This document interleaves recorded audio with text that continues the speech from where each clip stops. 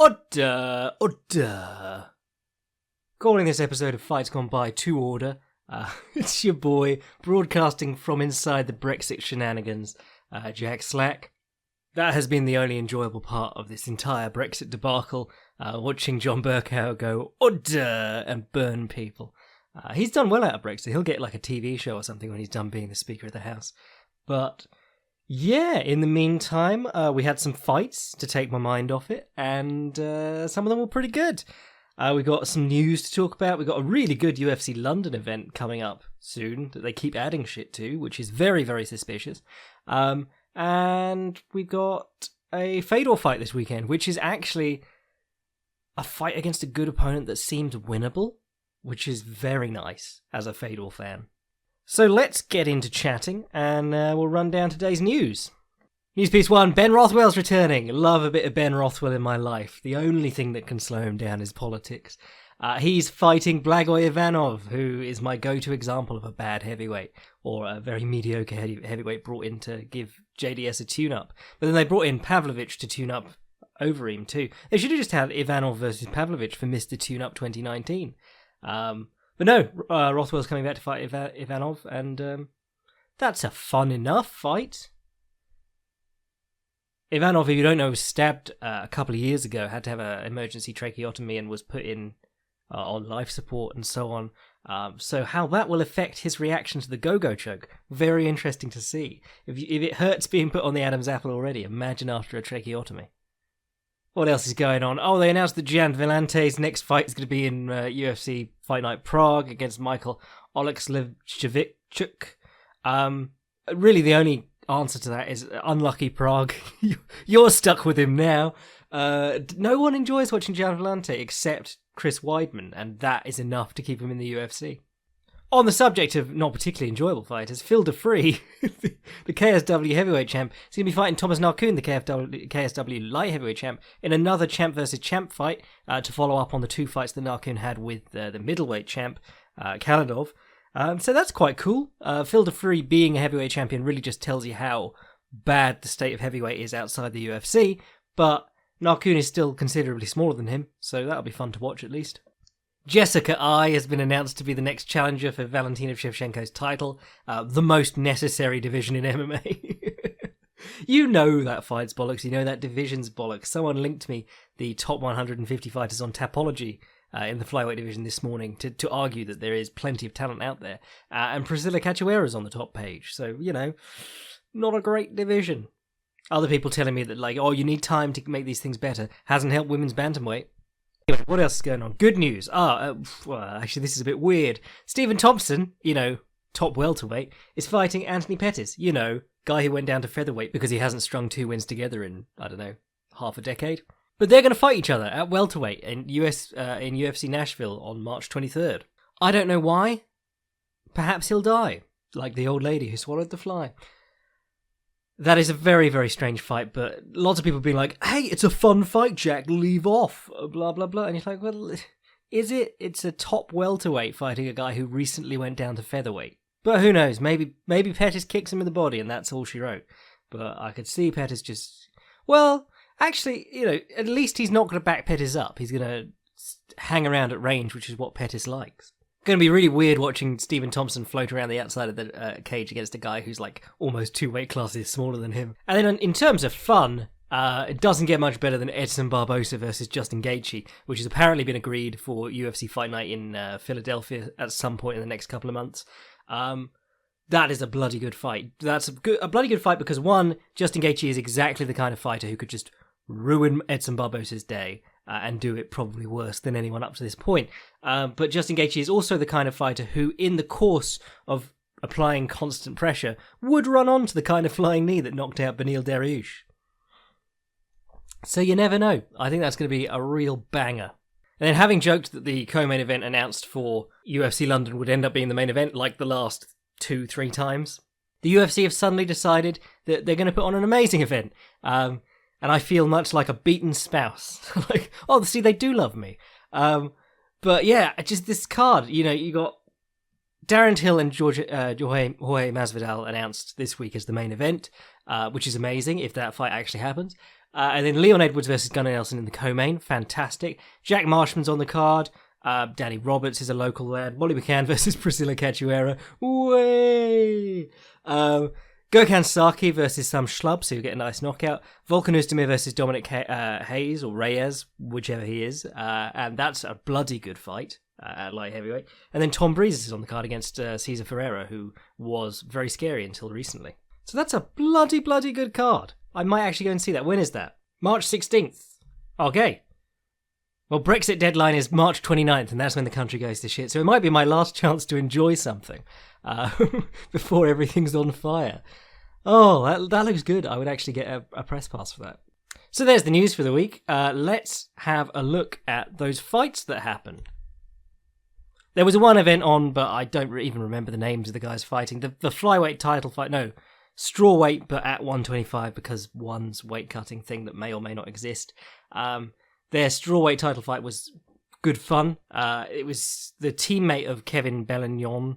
So again, really weird style where he just decides to kick the wrestler as many times as possible while getting taken down.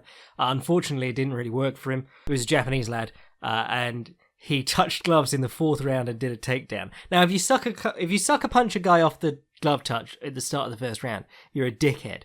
But if you take a dude down off the glove touch in the fourth round, I think that's a savvy Ric Flair style heel move. And then there were a couple of Muay Thai in 4 ounce glove fights that I fucking love. A guy landed a beautiful downward elbow on the feet. So he hopped in behind a raised knee, a fake lead leg kick or something like that. Hopped in, came down with the right elbow on basically the front of the guy's head and knocked him unconscious. And I immediately posted, "You've got to legalise it," because I love a 12-6 elbow on the feet. However, didn't last long because the next day we had this UFC card and they immediately showed why 12-6 elbows can't be allowed anywhere because the refs are just useless.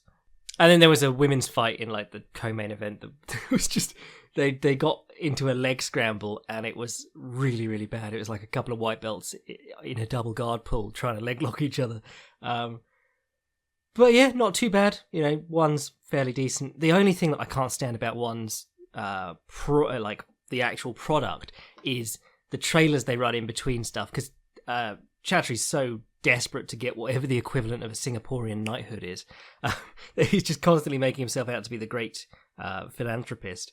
And 1FC, the fucking nerve of them to be like, I'm bullied at school, but now that I've seen that Shinya Aoki was a weird kid too, I can do anything. And this girl being like, I want to be a doctor, but everyone laughs at me because girls can't be doctors. But because Angela Lee is now a 2-weight world champion, I can be a doctor. Just like, shut the fuck up. But then if you criticize that, the one fanboys get rabid at you. They're like, well, at least it's not the UFC's blah blah blah blah blah advertising with the throwing of the dolly and so on. You're just like, oh dear, we're going down the martial arts. This dude actually said to me, martial arts are about respect, blah, blah. It's prize fighting. We're talking about prize fighting. And martial arts about, just grow up. Before you start talking about the way of the warrior and bollocks like that. If you ever find yourself talking about the way of the warrior non-ironically, and you're not talking about an actual 16th century samurai or someone in World War II who was convinced to jump on a plane with not enough fuel to get back by being told that it was the way of the warrior, just stop yourself. Chickadee check yourself before you wreck yourself is what I'm saying. Anyway, let's talk about the UFC fights from the weekend. So what did I see on this card? I actually skipped the early prelims. So I missed Dennis Bermudez's retirement speech, but I did get to hear Karen Bryant and Rashad Evans talk about it plenty, and Rashad was all over the place. I don't know if he was like this before that horrible knockout at the hands of Anthony Smith, but yeah, he just seemed completely off topic all the time, stumbling over his own words, slurring his words. Really weird. A little bit worrying. But then, first night on ESPN, so it could have been nerves or something. Corey Sandhagen versus Mario Batista. Interesting fight because Corey Sandhagen, I think it was originally supposed to be Thomas Almeida, but that fight wasn't ever properly booked. And then you got John Lineker when Dominic Cruz got injured, and then John Lineker got injured, / was about to miss weight again, and shot himself in the foot to escape it. And then they brought in Mario Batista. So he fights a guy who's 6-0, not really known, which isn't great. I mean, he gets to put on a showcase, but you missed out on 2 opportunities against big names there. But he just smoked this lad, made it look absolutely effortless. Established the jab almost immediately, started hooking off the jab and showing the lead shoulder and then throwing the hook around. Lovely stuff. Jab, hook, right low kick. Jab, hook to the body. Jab, hook to the body, right low kick. Slacky's at home, creaming his jeans, and then he gets near the fence and hits a Groenhart knee, what I call the Groenhart knee, a bicycle knee. Aldo called it like the pedalo or something like that, but I know it as the Groenhart knee because Myrtle Groenhart throws at least 5 every fight and has like 100 kickboxing matches. Great time to attempt it near the fence because the guy can't retreat. He can only go left or right or cover up. And if you enter with that flying knee, you've got a good chance of hurting them and you're coming down into striking range and throwing punches. Unless you're doing it really obviously like Stefan Struve versus Paul Wintello, very hard for them to clock you in the air. Unless you're lingering like Andrei Arlovsky. If you come in behind it and keep your chin down and then land and start punching, you're normally in a good position to just swarm on him. But the knee knocks him down, or started knocking him down, and then Sandhagen pushed him away. Did the hands out go me thing, like, why'd you fall down, mate? Tried to jump on him, and then Batista actually got up and took him down, but took him down straight into a reverse triangle attempt. I've been watching my John Danaher triangles all week, so I'm actually going to call it an Ashiro Senkaku, if you will, as we call it in the Way of the Warrior. And eventually he ends up finishing on an arm bar. Nice fluid stuff flowing from one to another. Yeah, really good stuff. And did he get a bonus? I heard he didn't get a bonus, but I hope he did, because he deserved one. Mind you, when you're talking the level of opposition, you don't really like to see guys, you don't really want to see Valentina Shevchenko getting a performance bonus for smashing someone they brought in who was almost guaranteed to be smashed by her. You'd rather give the performance bonus to someone who actually beat someone on their level. But anyway, let's move on. Actually, that'll please, who is it? Sean Madden. I think he's one of Sandhagen's coaches, but he is the leader of that group of people who's always like, Jack, why have you never talked about Corey Sandhagen? Yes, very good work. Team Sandhagen. Alonso Menefield versus Vinicius Moreira. There was nothing Vinicius about this guy. He was more viscous than anything else. But I wrote in my article this week, it hasn't gone up yet, my post-fight breakdown, but I wrote in my post-fight breakdown, we went from like the sublime to the ridiculous here. Moreira, I looked down his record, all submission finishes, obviously a good grappler, but just useless. Useless as a marzipan dildo on the feet. Just like Menefield comes out, tries to bang with him, successfully bangs with him. Moreira gets up and clearly can't even move properly. Like, couldn't move his feet quickly, couldn't do anything. If Menefield came in, he'd just put his arms up and was like, I'll hide myself behind my forearms. And then he kept trying low kicks, and he'd take 3 steps to do the low kick and get a right hand up the centre. And then he kept doing, again, 3-step back kicks. It was like, 1, 2, turn, kick. And he wasn't looking when he kicked either. And he threw it 3 times, and on the 3rd time he got knocked out, mercifully. Just the worst striking you'll ever see in the men's divisions in the UFC.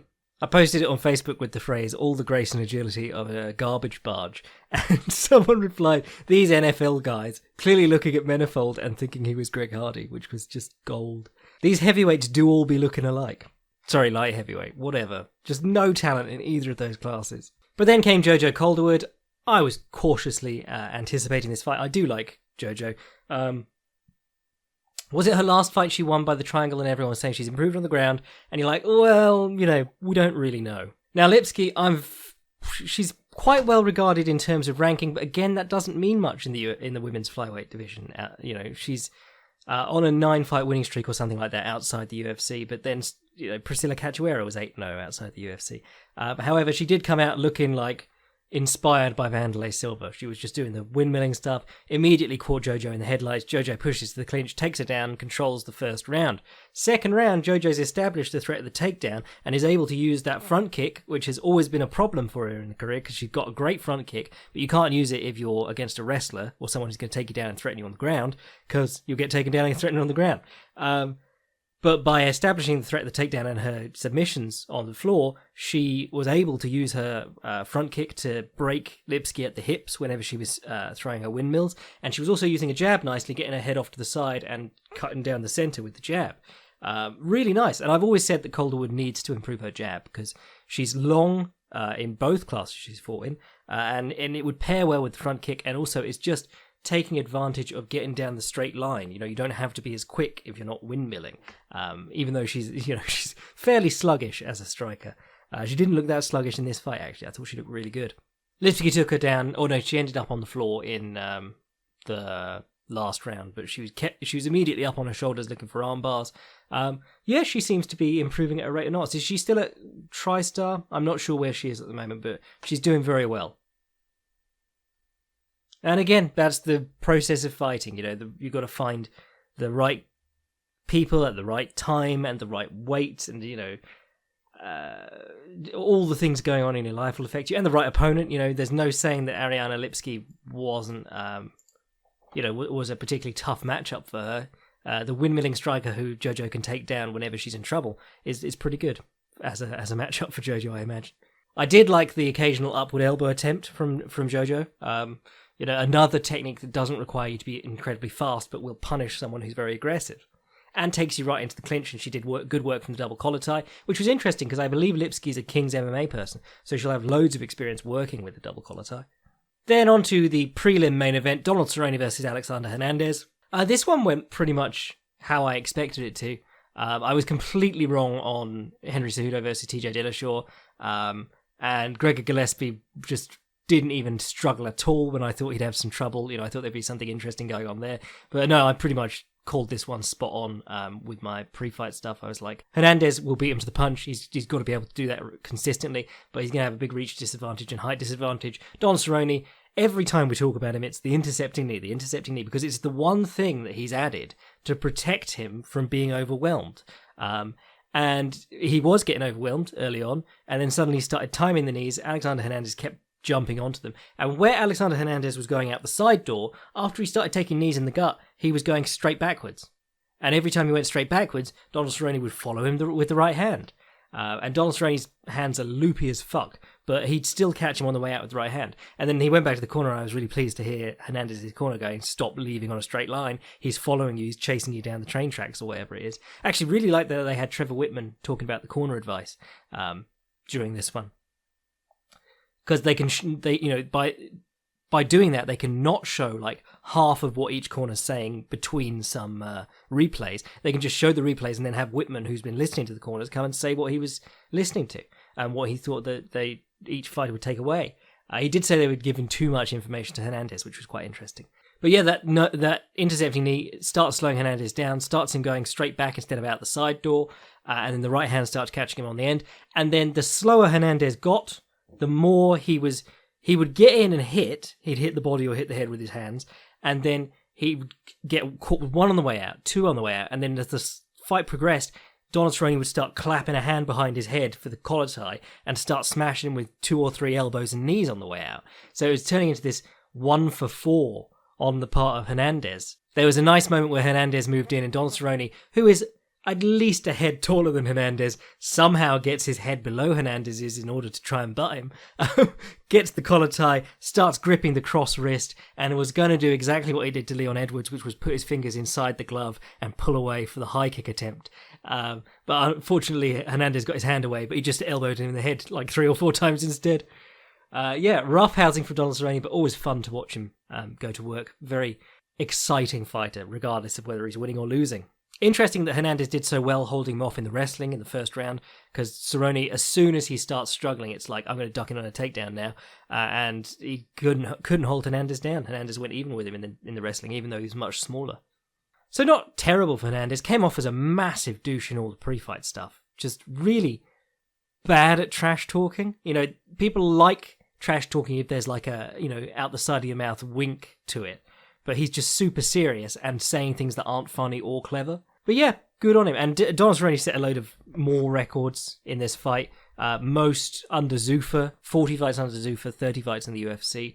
And someone on Reddit did the math, so it might not be right for this, but he has now 28 wins. If you include UFC, Pride, Strikeforce, WEC, I don't think they include Bellator, but Bellator's big guys tend to be guys who've been there the entire time, except maybe Mousasi, but then if you include Dream too, I don't know.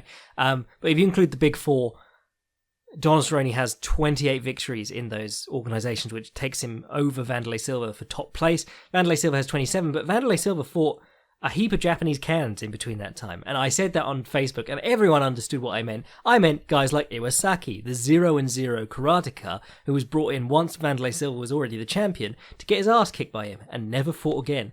Yeah, no, all the other guys on that list have fought some cans, whereas Donald Cerrone has fought killers since, I think it was Danny Castillo in his 8th fight. So mad respect to Donald Cerrone.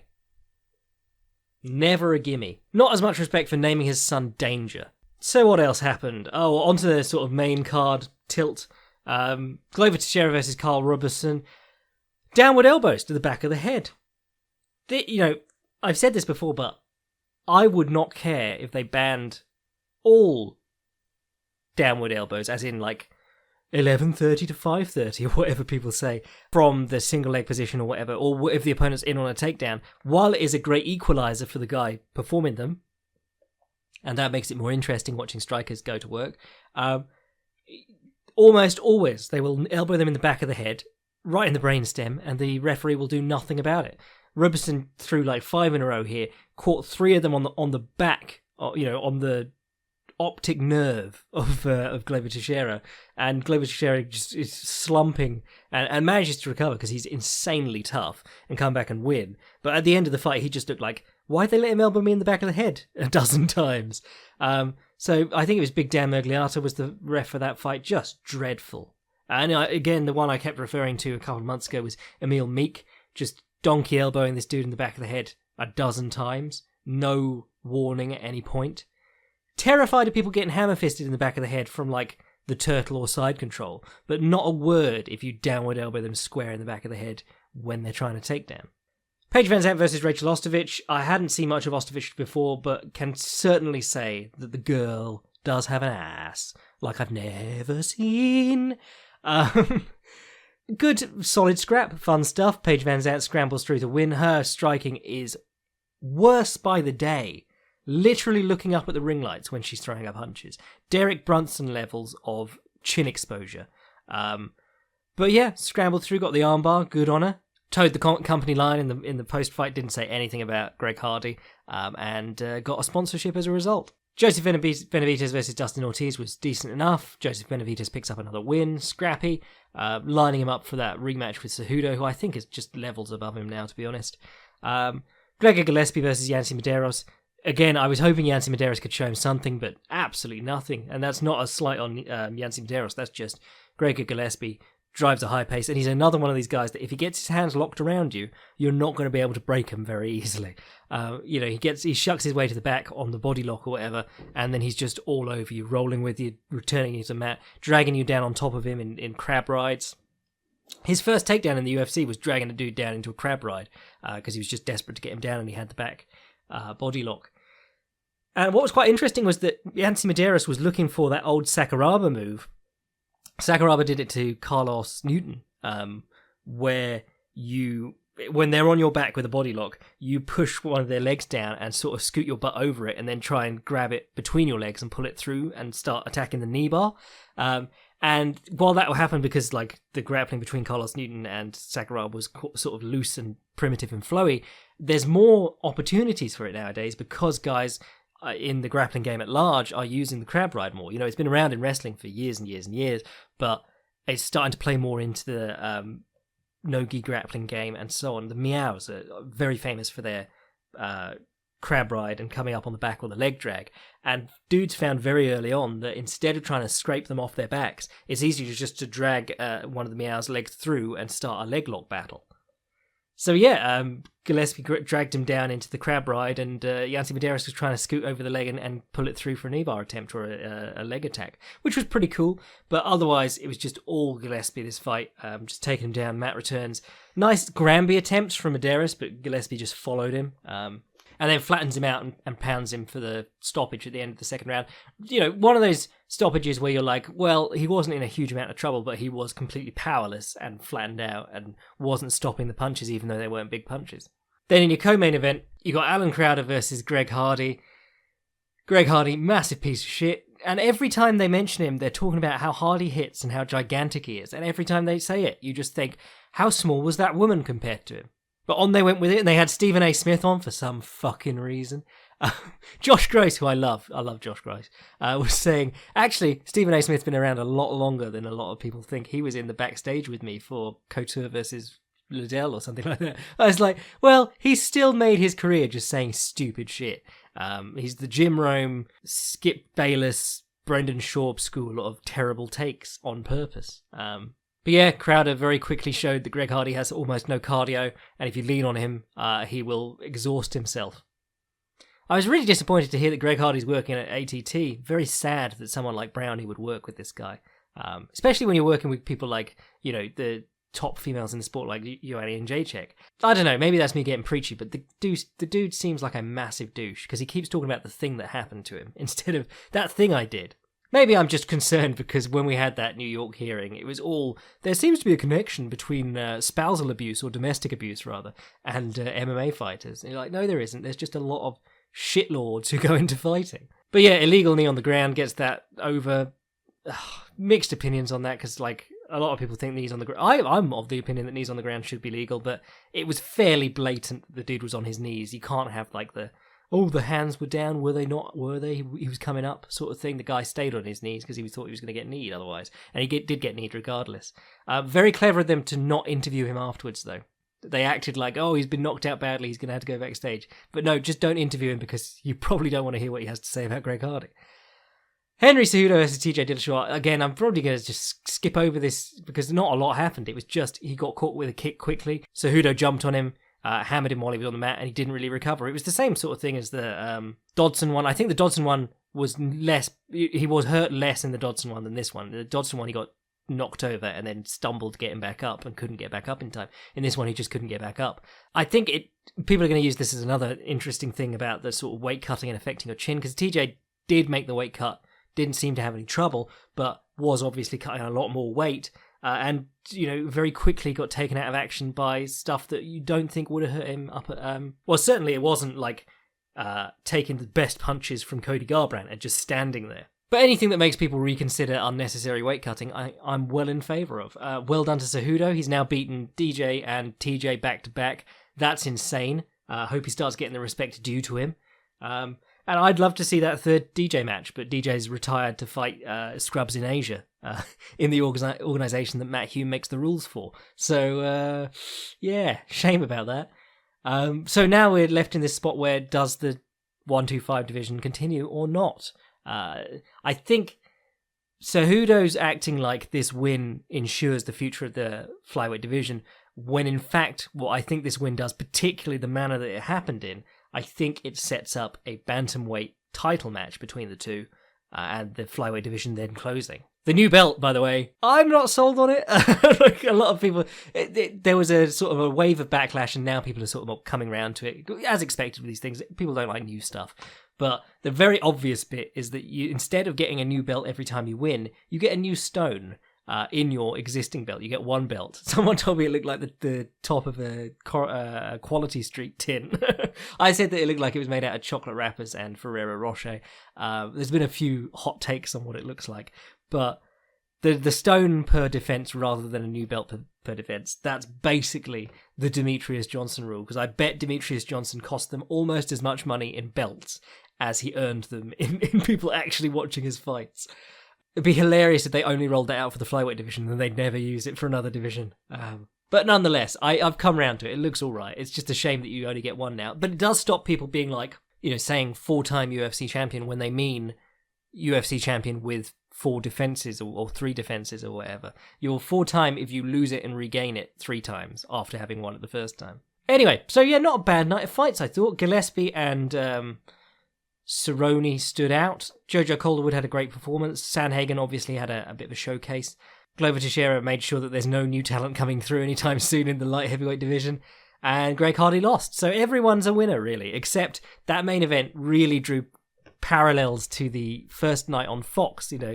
All that hype for that big main event, and then it ends in it was 64 seconds the first time around. However, this time they showed a full card beforehand, and it was good.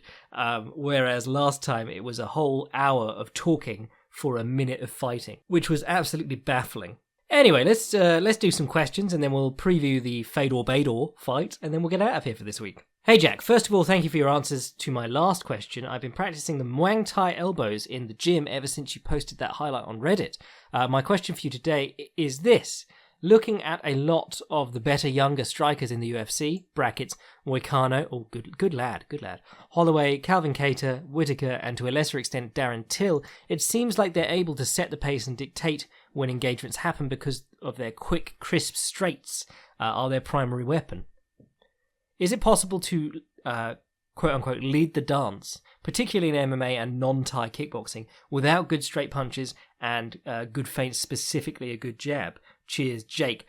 I'm not going to give you an excuse to not work on your jab, mate. But I will say, yes, it's totally possible to set the pace. You can set the pace with, Robin van Roosmalen is a great example of a guy who sets a tremendous pace and barely throws a straight punch in the entire time. He does a lot of walking forward, taking punches on his guard, and coming back with fast, multiple hook combinations up and down the body into low kicks. Very similar to the Customato model of body, head, body, or head, body, head, or whatever, and then adding a low kick on the end. And that's a very traditional Dutch style of kickboxing applied to a more aggressive movement for a shorter fighter. Doesn't mean you can't apply the same as a taller fighter. Setting a pace typically means being the forward moving man, or you can set a high pace by moving in and out, picking at people as an out fighter. But if you want to move forward, I think there's a lot more guys pressure fighting with straight hitting now. McGregor, Darren Till are great examples of that. But you can pressure fight without straight hitting. You can pressure fight by moving your head and trying to come over the top or underneath with punches. You can pressure fight with kicking. You can pressure fight by using all things in sort of small measure, like Matt Brown, just hitting dudes with whatever was there. You wouldn't say that guy has great kicks or that guy has great punches or that guy has great elbows, but he was using all of them all the time. He was an octopus playing the drums. That's what we always say. But yeah, I think getting drawn into into that, looking at guys setting the pace with straight hitting, you can be drawn away from the fact that a lot of the shorter guys who've done well against taller guys also did so by setting the pace. Whether that's boxing, kickboxing, MMA. Cain Velasquez, garbage straight hitter, but jab overhand, duck in, jab overhand, duck in. And it works. You can set a pace doing just about anything you want. Straight hitting just gives you the advantage on those split-second exchanges. If you both throw punches at the same time and you've got really nice straight punches, that might give you an edge there. Or if they're throwing loopy punches and you're throwing straight punches, you've got the edge there. Just because the straight punch is mechanically the nicest and the easiest to land, doesn't mean that you can't eschew it. You can get away without it. However, don't. Just learn to do that as well. Tyson, as an amazing example, did most of all his best punches were landed as like looping punches while his opponent was opening up at him with jabs and he was moving his head. However, he used his jab a lot to get inside. The Tyson jab is one of the most underrated and overlooked parts of his game. And if you watch the footage of Customato and Muhammad Ali talking back when I think Ali was still in exile, and they were talking about a possible matchup between him and Frazier. D'Amato showing that jab that he later had Tyson do, and that Floyd Patterson never really did that much. Anyway, yes, it is possible to lead the dance. You could lead the dance with that Curtis Millender, John Jones oblique kick if you were moving forward and doing it and applying pressure at the time. Cheers, Jake. Dear Jack, the Robin Black of the double attack, the old Q of landing the 1-2, and the Brendan Shaw of Goblin Bisping's knob, gadooshing the Silver fans where they stand. My question for you today is about giving up your back to try and build up a base to stand up. I frequently see situations in fights where a fighter tries to stand up from the bottom position by going to all fours, and the commentators, Rogan especially, act like they've just signed their death warrant, but they nevertheless get up safely and successfully. Other times, a fighter will try to stand up the same way and have their back taken or get suplexed through the air. What kind of things should a fighter trying to stand up do to avoid these bad outcomes? And conversely, what should the top player be doing to take advantage of their opponent giving up their back for that for a back take or a mat return, or if you're Rustam Havilov, a suplex KO? Also, how much of the danger is determined by the styles of the fighters involved? Like, do you have to consider whether you're trying to get out from under a BJJ or wrestling-focused grappler? Thanks for the podcast and the articles. I re-listen and reread them all the time. From Henry. I think what you're hitting at is the fundamental disagreement between traditional Brazilian Jiu-Jitsu and wrestling. In wrestling, huge amounts of the fight are spent in the referee's position, getting up from all fours, or if you're scrambling from being taken down, you try to go belly down, build up your base to all fours and stand up again and peel off the opponent's hands when you're going. Whereas in Jiu-Jitsu, with all the focus being on the ground, and a lot of gyms roll only from the ground, except in like their competition sessions, or the heavy sparring sessions, you're dealing with a much more ground-focused game. And if you give up your back, it's like, oh no, you should have tried to recompose the guard. Recomposing the guard, obviously not an option in wrestling. Now, my wrestling is not shit hot, but I can say that the fundamental thing that almost anyone will tell you when you're trying to stand up from the referee's position is control the hands. Guys always constantly trying to peel their hands off. If you watch John Jones, whenever he hits a back elbow or something like that, his hands immediately go to where his opponent's hands are going to be if they move in on him. He'd hit the one he stunned Gustafsson with. Gustafsson tries to move in afterwards, and Jones is already looking for the hands and turning back to face him. And this isn't just, while the theatre that it takes place in, i.e. the gi does make a big difference in having things to grip, and the friction too makes a big difference. But even then, the rule is still the same. Guys like Keenan Cornelius was doing this thing, I think he called it the pancake guard or something like that. But when guys pass his guard, he'll just keep the cross grip. So he'll grip their left hand with his left hand on the gi sleeve, and he'll just push it away as hard as he can and get up to all fours and recompose his guard by either standing up or going to turtle and sitting back through. And the idea is that if he's pushing that hand away as hard as he can, the other guy can't get their hooks in and get on his back. It's the same with all of these things, like in jiu-jitsu especially. We go through phases of thinking, well, that's death. And then you say, well, what if I just took one hand or foot out of the equation there? And suddenly that position isn't as effective. You're seeing a lot more guys deal well with the saddle by either clinging to their own foot or something like that, and just taking away one mechanic of what was previously the position where you were dead. So the thing is, whether you're a wrestler or a grappler, taking someone's back when they're controlling your hands, very hard to do. If you watch the greatest backtakers of all time, guys like Marcelo Garcia, he made the seatbelt position famous because he could get your back or retake your back constantly if he had the seatbelt on, one arm over the shoulder, one arm under the arm, and the hands together. But if he can't link his hands there, he's not nearly as good controlling the back. One of the interesting things I always think about, I mean, not exactly on the topic of your question, but we're in a similar area. One of the things it's always quite interesting is that some styles of wrestling, particularly from the referee's position, don't allow you to link your hands. You have to have like one hand around the waist and one hand on the arm or whatever, and you're not allowed to lock up a body lock until they start standing or something like that. And that always makes me think, wow, what would you do if you just linked your hands right off the bat? But it's very interesting because the referee's position, or a wrestler's base. I'm mixing the two names together there. But while guys putting in a leg and leg riding is a threat, the up on the hands position seems a lot more open to guys putting in a hook than the covered up turtle of Brazilian Jiu-Jitsu and Judo, which is specifically to stop the opponent getting one foot in. For people who want to learn more about like building up from base, and if you're working in MMA and even in no-gi grappling, you should probably learn how to do it in case you're in a position where you're down on points or it's a sub-only tournament and you're wanting to get from a good position back up to from a bad position back up to your feet. Well worth looking into the Askren brothers stuff. They did some really good stuff on the quad pod and controlling the hands and working your way up from there.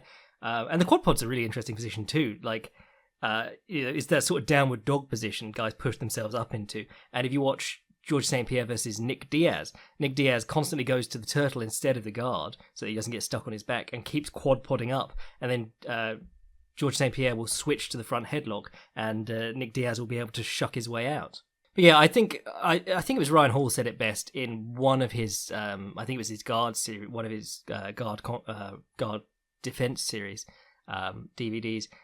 he said, like, rules of thumb are there just as rules of thumb. You know, a straight arm is a broken arm and things like that. You tell them so that guys easily remember not to do it most of the time, and then you learn the times that it's okay to do it. Turning your back is by no means dying if you're if you're controlling the hands, being careful about how you're doing it, and you're good at building up in base and so on.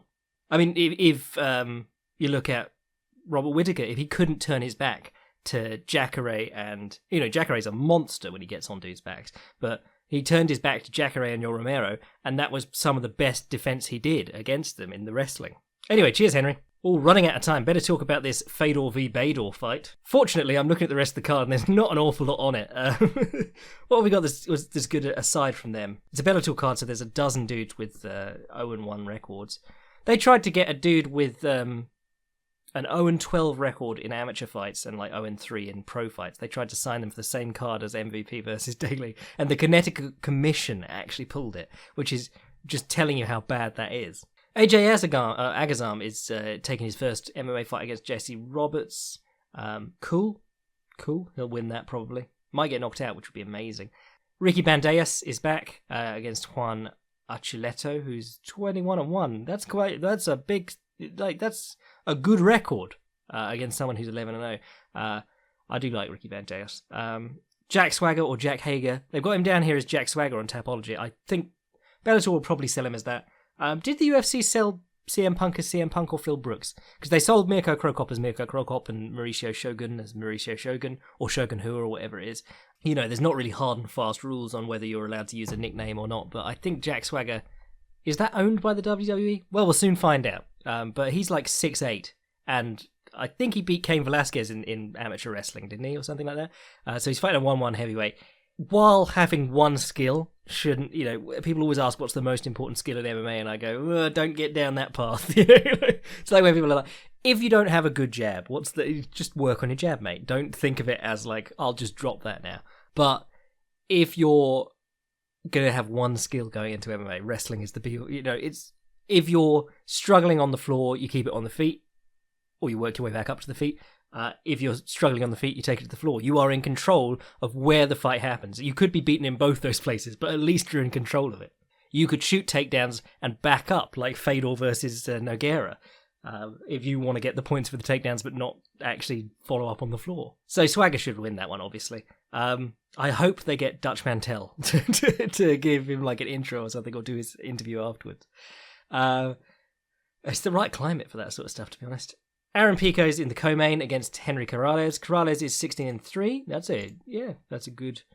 Well, Corrales is Tapology's number 44 featherweight worldwide, and Aaron Pico is number 47. So that's a good fight. I mean, Aaron Pico's not been fighting complete schlubs, and that's why he lost his first fight, you know? And I respect him for that, because in Bellator you always have the option of fighting complete schlubs if you're one of these hot prospects. And then Fedor versus Bador. Let's talk about it. What I like about this fight for Fedor is that his hands are still pretty quick. And when he's not swinging wildly, he's doing pretty well. He swung wild against Frank Mir. No matter how much dickheads on the internet want to tell you it's a shovel hook or some shit. He did, like, his hands looked pretty sharp against Chael. But then, you know, he wasn't at all threatened by Chael except by the takedown. Bader's in that middle area because he's competent on the feet. He's probably not going to knock him out. You know, Fedor, that is. He's probably not going to knock Bader out, like with a big swing or something like that. But he's not Chael, just sort of like flailing and diving after takedown attempts. You know, he can handle himself on his feet. The interesting thing, of course, is that Bader... Jesus Christ, it's snowing outside.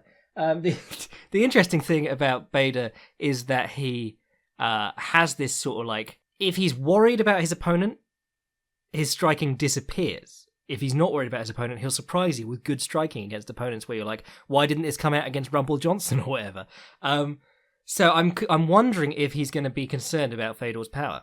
The other interesting thing, of course, is that we don't have an awful lot of Fedor's work against smothering top players, particularly in the cage. It's one thing to submit Mark Coleman 10 years ago, but Mark Coleman was already getting submitted by everyone, and again, it was 10 years ago or more. Bigfoot Silva obviously held him down very effectively, but Bigfoot Silva's twice the size of Bader, but Bader's a lot more flowing and controlling in his top game, and he'll actually dish out some punishment while he's doing it. What I did enjoy about that Chael fight was Fedor's Granbies and shit. You know, the great thing about Fedor is that if you try and take him down, he will immediately try and reverse the takedown and throw you on your head.